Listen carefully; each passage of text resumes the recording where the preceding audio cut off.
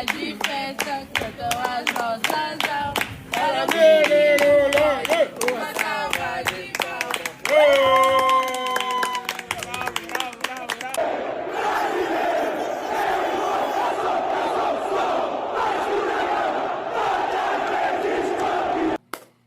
Parabéns pra você nessa data querida.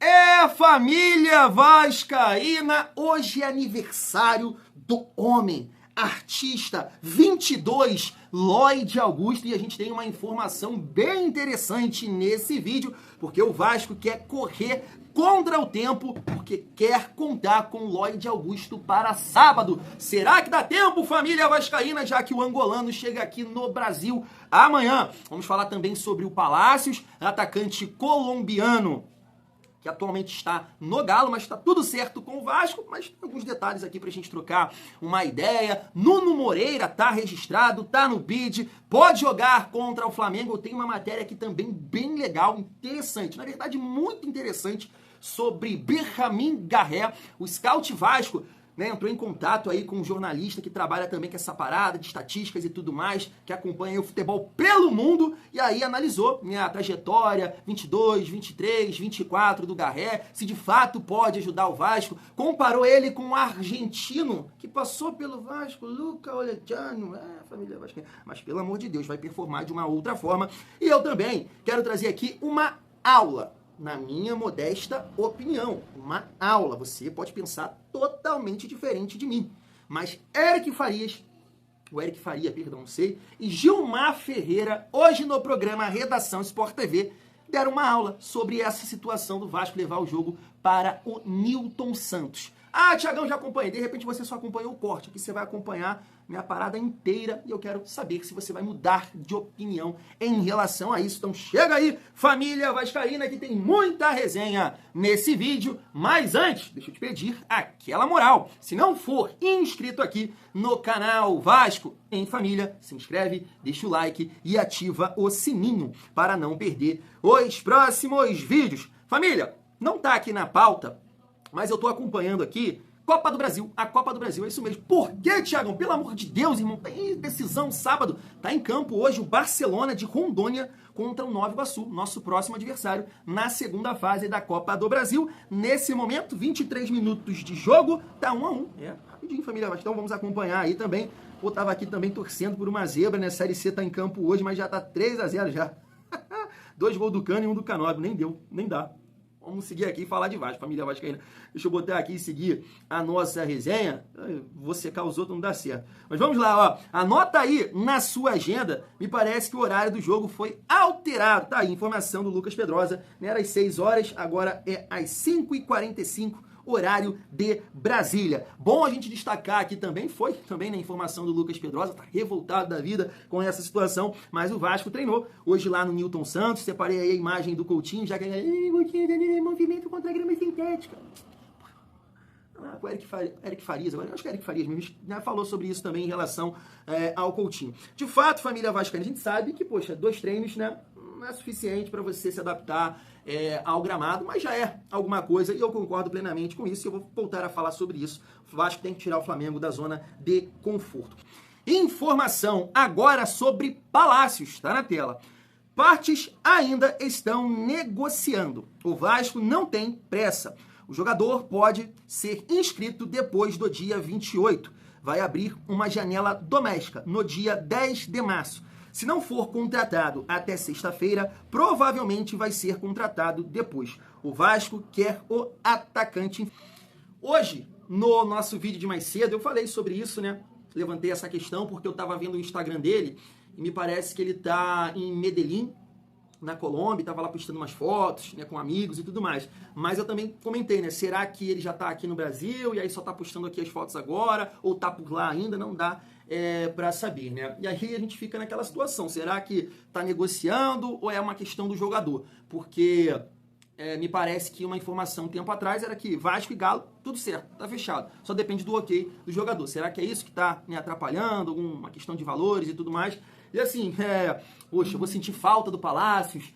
Joga demais, Thiagão? Não, né? Mas pela característica do Palácios, né, não acompanhei tanto ele assim no Galo, mas aí agora assistindo alguns vídeos, é aquele jogador de atacar espaço, né? De muita velocidade. A gente trouxe aqui também uma análise do FB TV Futebol Sem Clichê, né? Analisando o Palácios. Então é um cara muito veloz, é um cara que realmente para Felipe Coutinho dar o tapa na frente, aquela bola no ponto futuro e ele ganhar em velocidade. A gente sempre fica naquela esperança também, poxa, não rendeu no Galo, mas de repente aqui no Vasco vai vingar, é um jogador jovem, né, também. Então a gente fica aí no aguardo. Tem essa questão aqui, porque ele tá num time brasileiro, então tem essa janela doméstica, mas a gente fica aí preocupado, né, se de fato o jogador tá, né, analisando outras possibilidades. Então a gente teria aí, caso o Vasco acerte com o Palácios, o Lloyd também, que é o mesmo perfil, né, de velocidade, de atacar espaço, e o Nuno Moreira e o Berramin Garré, já segundo o próprio Carille, são jogadores de mais qualidade técnica, de organização, jogar ali um pouco pelo meio também, ponta, puxar pelo meio, ponta construtor. Você ganha opções na família vascaína. Vamos aguardar essa situação. Seguindo aqui a nossa resenha, antes de falar aqui do Nuno Moreira, do Berramin Garré, eu gostaria de trazer essa resenha aí do programa de hoje, Redação Sport TV. Estavam por lá Eric Farias e também, eu acho que é Eric Faria, cara, me perdoe, mas eu acho que é Eric Faria, né? Farias não, Farias é o Gabriel Farias, que eu também gosto. Eric Faria e Gilmar Ferreira falando sobre essa questão aí do Vasco escolher o Nilton Santos para a primeira partida. Se liga só. Tem uma questão, como disse o Mansur ontem no Troca, o Mansur foi muito feliz, essa discussão tem várias camadas, né? E para você simplificar toda essa discussão, é o seguinte, o regulamento prevê mando de campo. Contanto que o Volta Redonda vai fazer o mando de campo dele no estádio dele, em Volta Redonda, no Raulino Oliveira, que é um estádio ajustado, mas é um estádio também de capacidade bem inferior ao Maracanã. O Maracanã hoje é um estádio do Flamengo. Estádio do Flamengo. O Mansur estava comentando, ele conversou com algumas pessoas, e as pessoas, você quando chega no Maracanã para o jogo, você vê ali todo o aspecto, o estádio está todo envelopado. Você vai enfrentar o Flamengo, você percebe, chama a atenção que ele é todo envelopado pelo Flamengo, ele é o estádio do Flamengo, fora questões comerciais, porque, repito, como ele bem disse, a discussão tem várias camadas. Então, hoje, o Maracanã é onde o Flamengo manda os jogos dele, ponto. O estádio é o estádio do Flamengo. Então, o Vasco, se ele não pode usar São Januário, ele tem que ver um estádio onde ele vai mandar o jogo. Onde ele possa mandar o jogo sem que... No mínimo seja neutro, né? Que no mínimo seja neutro, que não seja um estádio que favoreça... animicamente, a torcida dividida. O que é? A torcida dividida tem esse problema ainda? Não é questão de torcida, não é. Eu a acho questão que o da Vasco fez torcida certo. já é a questão da torcida já é uma outra camada. Já é uma outra camada. Tem a questão comercial, que é uma outra camada. Tem a questão política da rivalidade entre os dois clubes, que é uma outra camada. Mas eu estou me atendo assim, a parte técnica do jogo. A parte técnica do jogo. Então, se o clube tem o direito de escolher onde ele quer mandar o jogo dele, tá perfeito. Eu acho que o Vasco tá certo. Tá no coberto, mínimo, você tira o Flamengo do conforto de jogar na casa Uma dele. coisa é importante estabelecer. O Vasco está no direito dele. claro. O Vasco não E tomou outra, nenhuma decisão que onde o Flamengo escapasse joga ao... 100% dos seus jogos quando tem o mando de campo? No Maracanã. O Vasco joga no Maracanã muito eventualmente. 2 vezes por ano, 3 vezes por ano. Ah, mas o Vasco quer jogar contra o Atlético Mineiro, contra o Inter no Maracanã. Beleza, o Atlético e o Inter não estão acostumados a jogar no Maracanã, como o Flamengo está. Então, assim, pelo aspecto técnico, eu não vou me ater à renda de bar, de estacionamento, que eu nem tenho conhecimento para isso. No aspecto técnico, o Vasco fez certo. Tira o Flamengo da zona de conforto dele. Vamos jogar em outro lugar. E o argumento do Deco Rosman, que é o diretor de Relações Institucionais do Flamengo, para mim, beira um infantil. Essa história de usar o exemplo do Coutinho. Sim. Ah, o Coutinho disse... Beleza, o Coutinho é o Coutinho. É um indivíduo dentro de uma sociedade, dentro de uma instituição que é o Vasco. O Vasco quer jogar no Nilton Santos. E aí, independentemente do Coutinho querer, não querer, gostar, não gostar. Ponto. Agora, é uma contradição. Um jogador não gosta, Exato. mas o clube quer. O argumento do Flamengo tem que ser o seguinte: o mando de campo é do Vasco, a gente vai jogar onde o Vasco estipular que tem que ser o jogo. Tem segurança pro Flamengo jogar? Tem. O estádio é bom? É bom. Então, não tem que ficar discutindo nem... Ah, mas o Coutinho disse isso. Isso beira a infantilidade. Agora, o time do Flamengo, ele é tão superior a todos os outros do Rio de Janeiro que é preciso que você crie parâmetros, ali, crie formas de você neutralizar essa questão. Na entrevista coletiva do Felipe Luiz, depois do jogo do Vasco, foi interessante que ele falou assim, não, que o jogo foi um jogo limpo, ao contrário de Flamengo e Botafogo, que ali não foi um jogo limpo.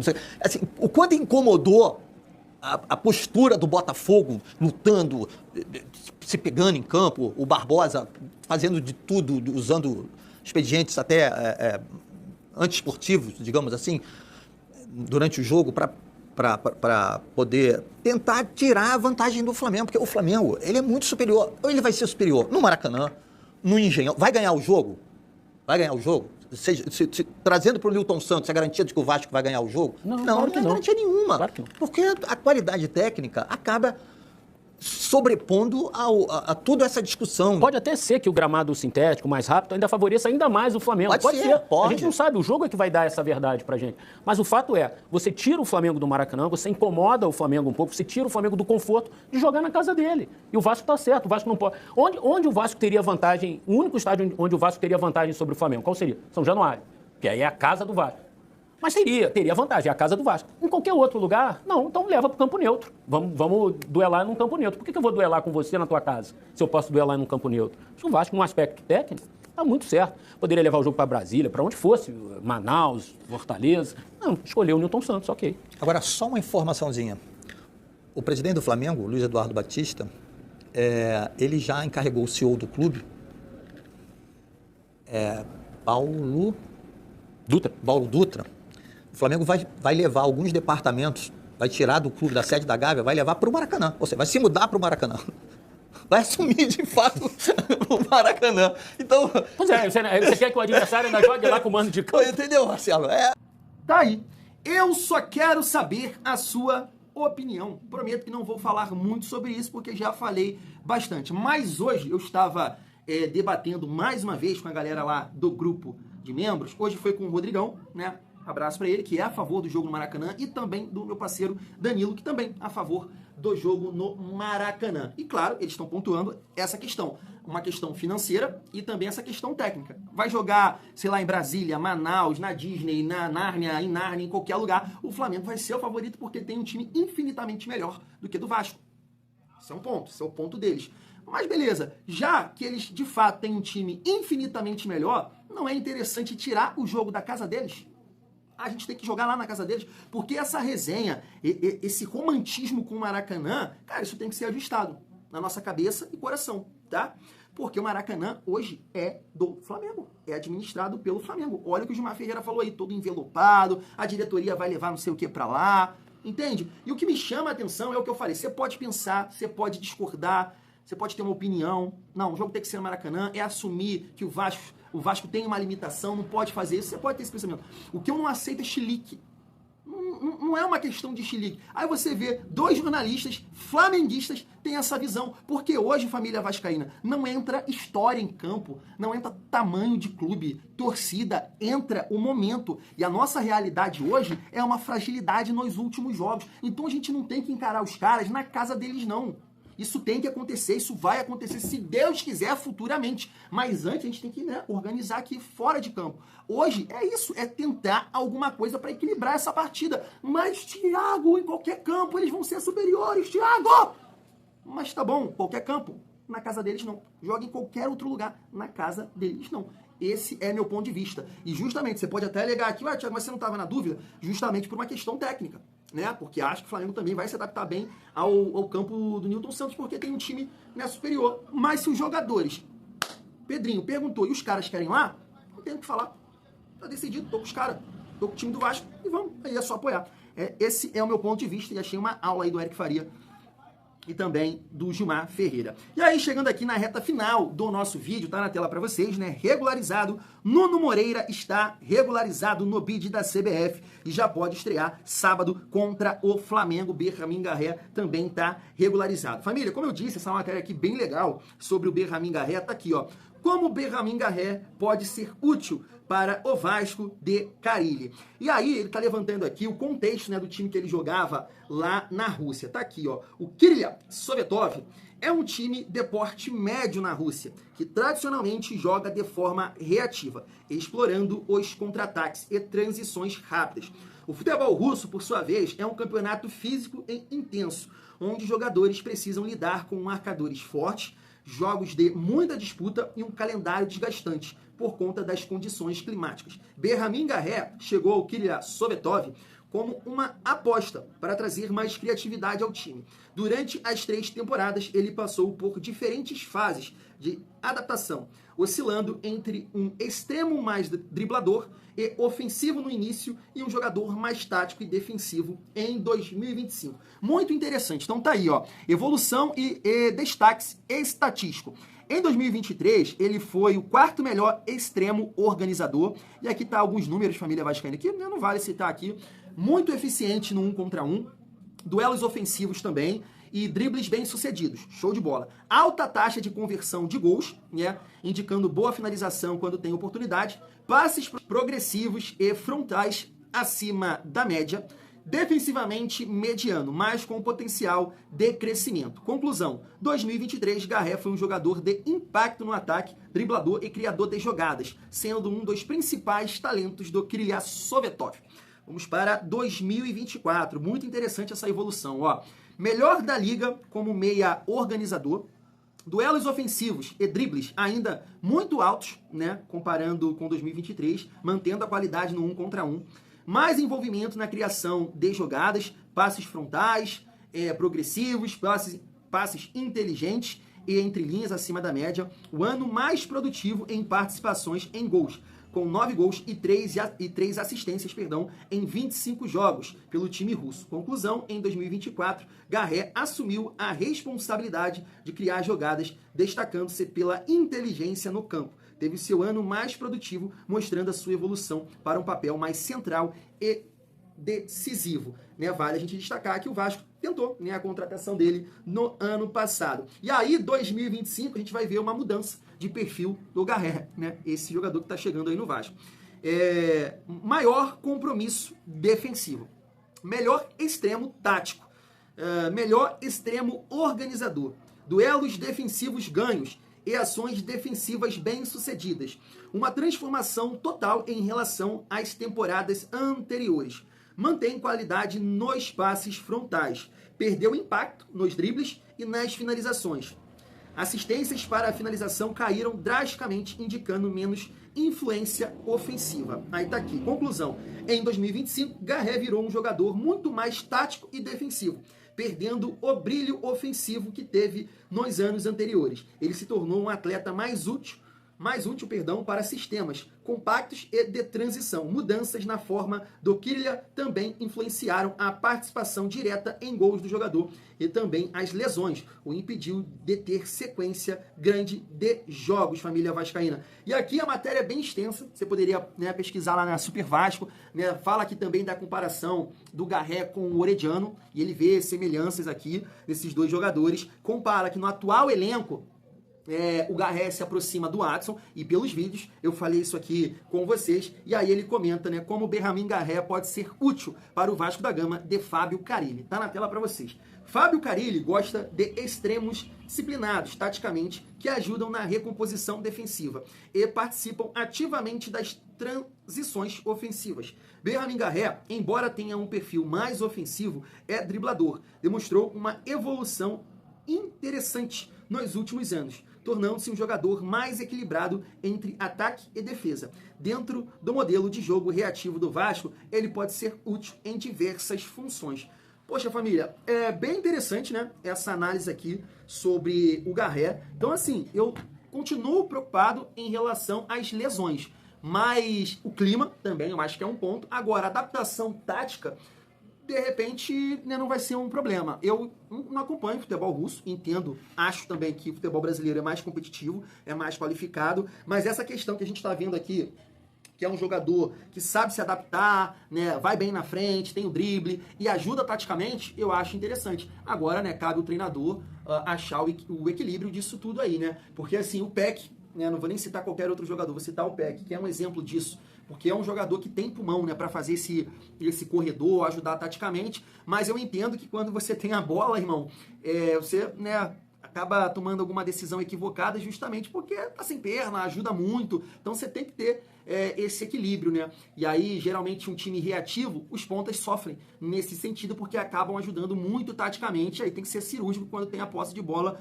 lá na frente. Mas é interessante a gente saber que é um jogador que consegue ter essa força de ajudar taticamente e ser produtivo na frente. Mas também vale destacar, né, que 2023, 2024, um papel muito mais ofensivo, e 2025 já mudou, né? Se tornou um jogador tático, teve a lesão e por isso não foi tão eficiente na frente, né? Vamos ver aí como é que o Carille vai utilizar Berramin, Garré, e aí aquela torcida para que ele possa render. Família vascaína, idade boa, né? Todos os jogadores que o Vasco está contratando nesse momento, Garré, 24, Nuno, 25, Lodge fez 25 hoje, Palácio, se acertar, 22, todo mundo tem que chegar no suco, né? E aí a gente finaliza aqui o nosso vídeo com essa informação do Matheus Gilbert.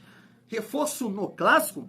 O atacante angolano Lloyd Augusto chega ao Rio na quinta-feira. O Vasco agilizará sua inscrição para que esteja apto a jogar contra o Flamengo. E o artista pode estar em campo contra o Flamengo no sábado. Acho importante, acho muito interessante, justamente, né, por tudo isso que eu venho falando aí durante a semana. Não é que o Lloyd é o melhor do mundo, não é que o Garré é o Messi, não é que o Nuno é o Cristiano Ronaldo, eu não acho isso. Mas é interessante ter essas opções no comando de ataque, porque são jogadores que têm, né, técnica, tem o drible, é o caso dos três, na verdade, né? Me parece que o Nuno um pouco menos, mas o Nuno tem uma certa velocidade, bate bem na bola, tem esse chute de fora da área que é interessante. E, é claro, né, adaptação, entrosamento, tudo isso prejudica. Esses jogadores deveriam ter, né, chego antes. Mas, cara, pra gente ter alguma chance contra o Flamengo, pelo menos como opção, tem que estar no banco para entrar no segundo tempo, para fazer uma fumaça na frente, porque o Vasco precisa ter jogadores de velocidade para tentar agredir o Flamengo, isso sem sombra de dúvidas. Família vascaína. Vou ficando por aqui, tamo junto. É muito bom ser Vasco.